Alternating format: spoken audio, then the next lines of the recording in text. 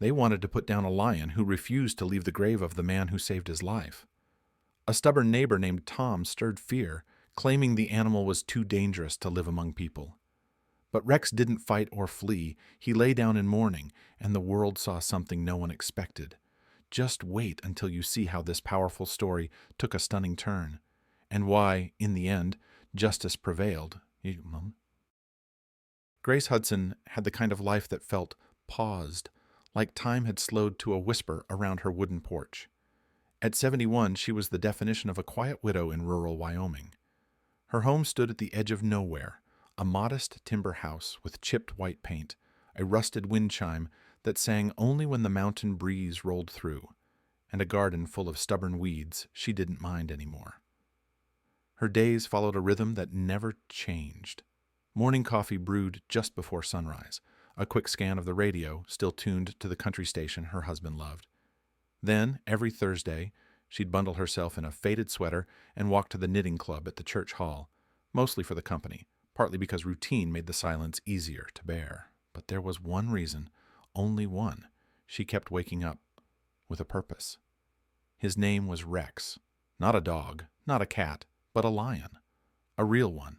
Old, battered, with a patchy mane and eyes that had seen too much. Most folks wouldn't believe it unless they saw him for themselves. He limped like a war veteran and moved with the heavy dignity of someone who had nothing left to prove. Rex came into their lives 8 years earlier, under circumstances as wild as the plains themselves.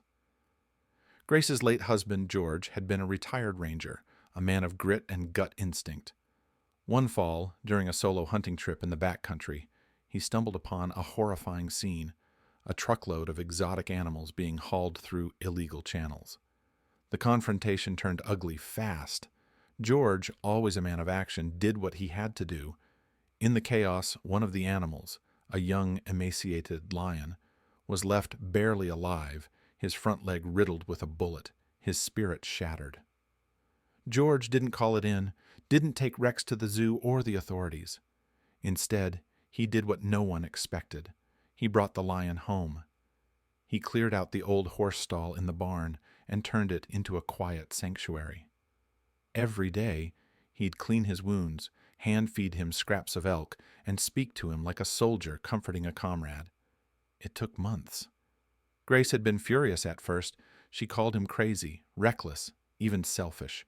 But over time, her anger faded, replaced by a reluctant awe. Because Rex stayed. Not just out of obligation, but out of something deeper. He healed, but he never ran. He became family. When George passed away unexpectedly from a heart attack, it wasn't the silence that crushed Grace. It was what she saw the next morning. Rex lying beside the freshly dug grave, his massive body curled around the simple wooden cross they'd planted in the soil. He didn't move when she approached. He didn't growl.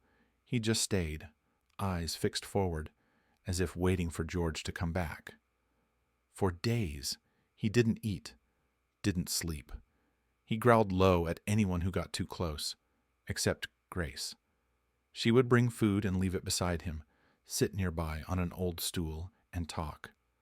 Not because she expected a response, but because something in his stillness made her feel less alone.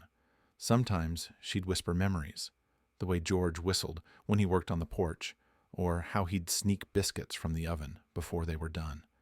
And sometimes she'd cry. Rex never flinched. She started to believe, truly believe, that he understood, that in his own way he was grieving too. Not like a man, not like a pet, but like a soul that had known love and couldn't let it go. So, it became the two of them. An elderly widow and an old lion, bound not by words, but by a shared ache.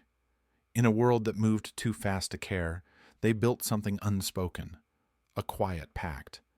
They had lost the same man, and neither was ready to let him go. It began with a letter, plain envelope, county seal, a formal notice. Unlawful harboring of a wild animal. Grace read it in silence, her heart sinking before she even finished the first line. She knew exactly who filed the complaint. Tom Bridger, her neighbor of 30 years, a retired vet with a sharp tongue and a manicured lawn.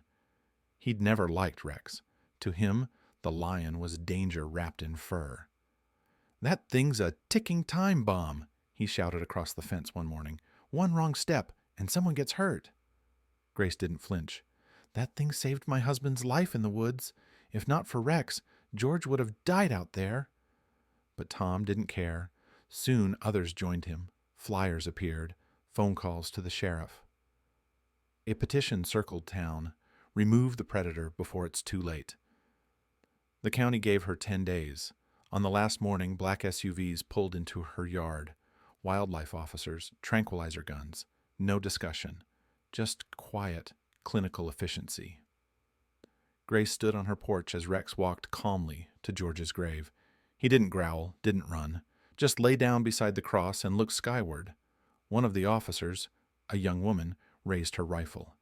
Her hands shook. Then, slowly, she lowered it. Tears streamed down her face. "I can't do it," she said. Another followed, then another. Phones came out, cameras rolled, and within hours the footage of a lion grieving beside a grave spread across the country. By nightfall, Hash Lion of Wyoming was everywhere. People who had never met Grace donated. Lawyers volunteered. Journalists called. Artists painted murals. The tide turned because deep down, everyone recognized that pain, that love, that refusal to let go. And for the first time, the world listened, not to the fear, but to the heart behind the silence. A month later, the county made it official. Rex was granted permanent sanctuary, right there on the land he'd chosen. No cages, no relocations, no hidden enclosures behind steel gates, just open space and sky, centered around a quiet grave on a Wyoming hillside. They built a natural fence around George's resting place. Nothing harsh or towering, just enough to honor boundaries while preserving peace. Visitors came from all across the country. Some drove for hours, some flew in, but no one left unmoved. They came to see the lion who mourned. Some knelt to pray, others left flowers, photos, or children's drawings taped to the fence. One little boy placed his favorite stuffed lion beside the gate and whispered, "For your friend." Signs hung from wooden posts, eternal loyalty. He knew what love meant. Some bonds are never broken. And Grace, she stopped crying. She no longer carried that weight alone. Each day she brought a folding chair and sat beside Rex in the shade. She'd stroke behind his ear, and he'd rumble softly, almost like a purr. She'd talk to him. Not about grief anymore, but about memories.